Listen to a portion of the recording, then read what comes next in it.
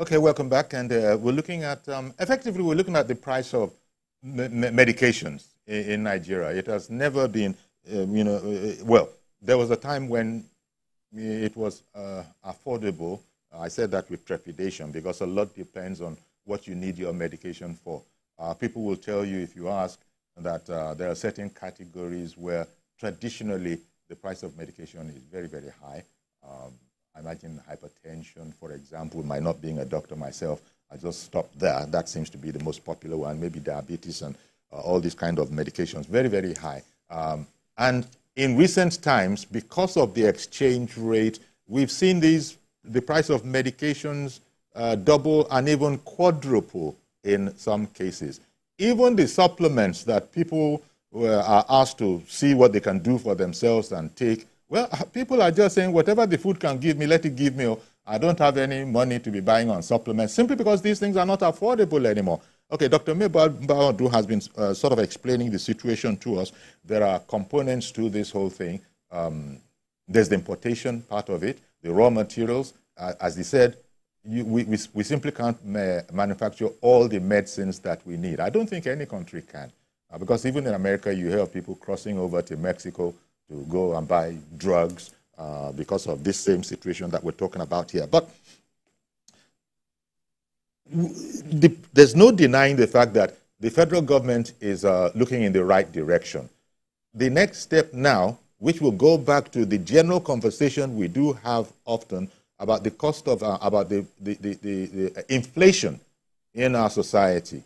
Yes, the president has taken out VAT, taken out our import duty, but the next level is that the economy, all of this is still operating within the economy.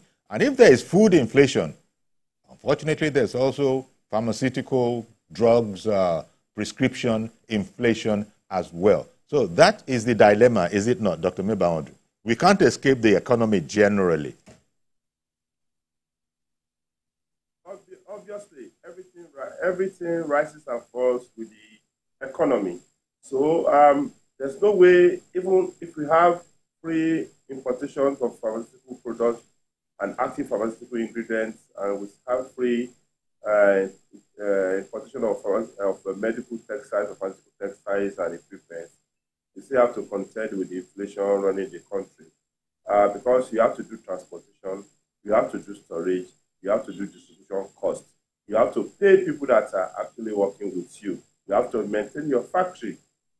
These are inputs into any of those products. Of course, when you have companies like Sanofi and you have companies like GSK existing Nigeria markets, those big pharmaceutical companies that have the capacity to bring in large bulk and raise dollars from their own country, when they are exiting, then that is not a good signal, unless you can have a way to manufacture and then replace the products and replace the cheaper version, which we call generics of those products they're making. We should find a way to be pushing for generic manufacturing as a way of lowering costs. We should be able to see, how to deploy payers, health insurance, projects, or health insurance to affect the cost of drugs. Yeah, most of the HMOs you're seeing nowadays, they will tell you the drugs they are going to exclude from your contract. So they still run to the basic drugs, and the key drugs that some antibiotics are excluded. You have to go and buy by yourself. There are a lot of opaqueness in terms of running health system, from not just about pharmaceutical manufacturing, even at the level of health financing, from the national insurance schemes or HMOs, as Yes. the case may be. Yes. So we have to look at this thing and figure out, if federal government can remove this, remove duty, remove some costs from them, we should be able to see the reflection, even at the level, this level of national insurance schemes or state insurance schemes or HMOs are actually adding some of those medications. The medication they have either banned, adding them to the list that the patient can benefit from. So, but in reality, you know that a businessman wants to maximize profit at all costs, and pharmaceutical industries are not exception. You saw what the war on the price of fuel is doing to us generally, because it's about profit. So then government was able to stand up and go in and say, listen, as a matter of critical national survival, you cannot then, raise more than this percentage in terms of drug cost. And if you see that in countries like even India, that we started around the same time, that the MRP, maximum retail price, is actually printed on the packets of some of those drugs. So you have an MRP on those things. I've not seen such intervention either from the level of consumer protection people, okay? You see that pharmaceutical industry, these are essential drugs that you carry an MRP on the package. But of course, when an MRP says that you cannot sell more than 3,000, I mean, if you sell more than 3,000, we should be able to provide means of informing the regulatory agencies that these companies are going, or this shop is going beyond the MRP, okay? So we have to be more innovative. We have to be more assertive in defining how people can get benefit from such initiative. If you just do initiative and leave it free like that, we will take advantage. Okay. We will maximize profit. We will run roughshod. So that's where we are. Indeed. And, I think we've commented on the fact that chemists, I want us to be careful about chemists, because anybody can set up as a chemist, unfortunately, in Nigeria. I think there are societies where you can't set up shop as a chemist unless you are qualified to do so. But everybody knows the corner chemist, so-called. We have to put the word chemist in inverted commas. And they can actually, they've learned how to read prescriptions, and so we'll actually be able to attend to you. But that's one aspect to it. I was going to ask you, Doctor, what we're hearing about drug categories such as artesunate and chloroquine, because arguably malaria is the biggest single problem. Just every Nigerian knows about malaria. And these are traditional drug classes that have been used to that have been brought to, confront these situations. Now, recently, we begin to hear that are the medical people striking out artesunate and striking out chloroquine? What exactly is the proper understanding that one should have of this? Yori, we stopped using chloroquine more than 20 years ago for malaria. So if you still see people going back to use those chloroquine, they are part of the who contributed to the extreme malaria we are seeing in the country. We stopped that long time ago. Secondly, there are classical dosing for the combination therapy, what we call ACT combination therapy that we use to treat malaria. What we are seeing is that there are what we call people are making fakes, okay, adulteration of those compounds, limiting the content, and then apart from that, because even if you make the best content, people must use the drug appropriately, and that is why education. When you are giving somebody any medication, you have to sit down and explain properly the reason the person must take the drug as prescribed, so that you can protect the general population. Because if you don't use it as prescribed, and you get resistance to do some of those malaria, for instance, you are further endangering the general population. Because resistant malaria hits the population, and we may not have a molecule to deal with it. As it is now, ACT, what we call artesunate combination therapy, is the appropriate medication to treat, non-complicated malaria. So, if we don't use it properly, we don't have another molecule to use, except you want to go. The malaria will not become complicated, and you have to use a more challenging medication. So it is up to us to use the drug, to have a diagnosis, use the drug properly as prescribed, so that you can save ourselves and save the general population about medication. So drug education, becomes important. In fact, it's not just, even sometimes when we're doing our commercials for some of those drugs, when we're trying to push a brand beyond all of that, we should add drug education to it. The importance of using the drug appropriately, the meaning of the proper dosing of that medication becomes important. So for all of us, you know, recently, just 2 days ago, I lost a very wonderful friend, a good friend. At the age of 47, he just collapsed and died because, you know, his antihypertensive was not properly used. You know, and he just suffered stroke and died. So when we say all these things, it's not just that we want the pharmaceutical company to sell. It's just because we want you to stay alive sufficiently to an age where you may die, not, you know, dying at 47. Okay. So our education in this regard becomes very important. And that's why you now see that people use some anti-malaria, they're not getting well. Because resistance has developed, because wrong dosing, even by the people, is happening on a large scale. All right, one moment, Doctor. Olaoye has called in from Ojodu. Good morning, Mr. Olaoye. Okay, I just lost Olaoye there. But the point taken, Doctor, that you were making about those categories of drugs and how, because you see, this because everything is expensive, everything, even medical care, people often adopt shortcuts. People that should go see doctors and get prescriptions take the shortcut of going to the chemist straight.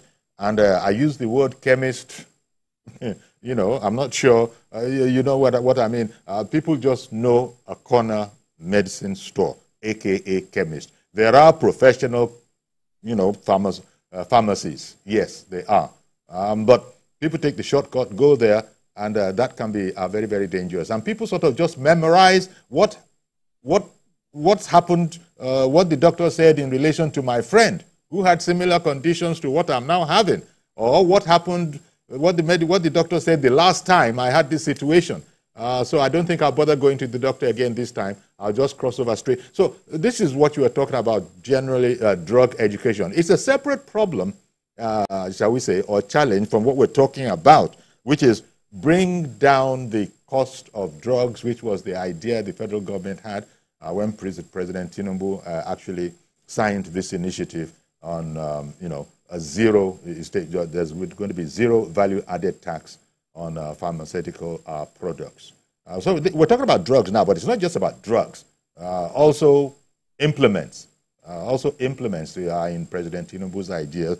And the coordinating minister of health has said that all processes have now been completed, and very soon we should be, very, very shortly, the implementation will be out there. But then we're also learning that we have to be quite careful. Don't think that because of all of this, a drug that you used to buy at maybe 3,000, just for example, took that figure off the top of my head, will suddenly now be about 1,200. There are factors that Dr. Mebawodu and I have been discussing, and not least of which of all is the economy itself.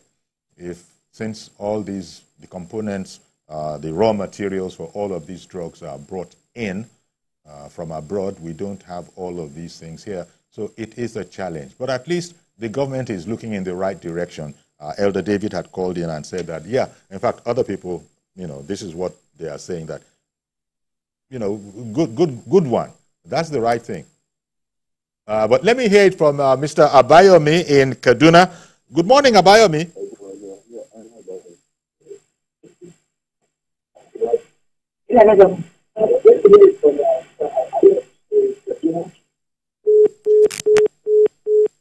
Well, I think we lost that call. It might have helped if Abayomi had muted the volume on his television set. It might have helped. But thank you very much for trying to get in, even though just Kaduna here. Technically, that's not a problem, but it did happen. I guess Dr. Mebawodu has been telling us of the various aspects to all of this. I even added some questions beyond the scope of our caption that he has also addressed.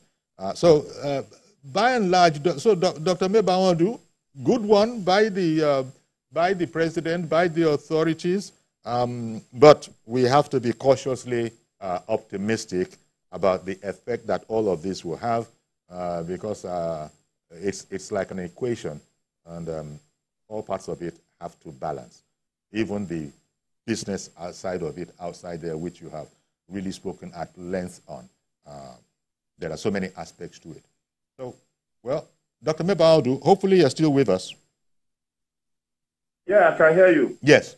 So I can hear you. Is there anything else that we should be noting in relation to this? Professor Mohammed Pate, the coordinating minister of health and social welfare, has said that, yeah, all the T's have been crossed and the I's have been dotted. I don't know how soon we should now begin to see the effect of this. Yeah, we said thank you, Professor Mohammed Pate, the coordinating minister, Minister of Health and coordinating minister of social welfare. We say thank you, President Bola Ahmed Tinubu, for assenting your signature to that. We still have to move forward to the Pharmaceutical Society of Nigeria. We have to move downward to the Pharmaceutical Manufacturing Association of Nigeria. We have to move down to the Community Pharmacy Society of Nigeria. We have to go down to those people prescribing those drugs and utilizing the drugs, that at the end of the day, let us see this effect, no matter how tiny it is. If it means stabilization of the price in a way of some of those very basic essential products, let it just be. We have to talk to the HMOs and the National Health Insurance people of the drug categorization and listing that the patient can have access to. Because some, they have to buy it by themselves. We have to actually let the government know that beyond that, we need to do the big, hairy, audacious goal in this health when we can manufacture sufficient generics and then we can see incentives to manufacture those things in the country. Truly then is when we will see the cost of medication going up. When we can actually manufacture our own active pharmaceutical ingredients, which is what essentially we have all the raw materials to create active pharmaceutical ingredients. We send our cassava abroad for them to make starch, medical starch, which we use to mix drugs. But here we cannot do those things. So there are lots of gaps. We hope this will be the beginning of the story. All right then. Well, thank you very much, Dr. Tui Mebaudu. I hope I will see you again, not as long an interregnum as the one that we had before seeing you again this morning. It's always good to see you. Thank you very much, Dr. Mebaudu. Always my pleasure, sir. All right then. So that's our program today then. Do please join us tomorrow for a fresh edition. I am Yori Folari. Bye for now.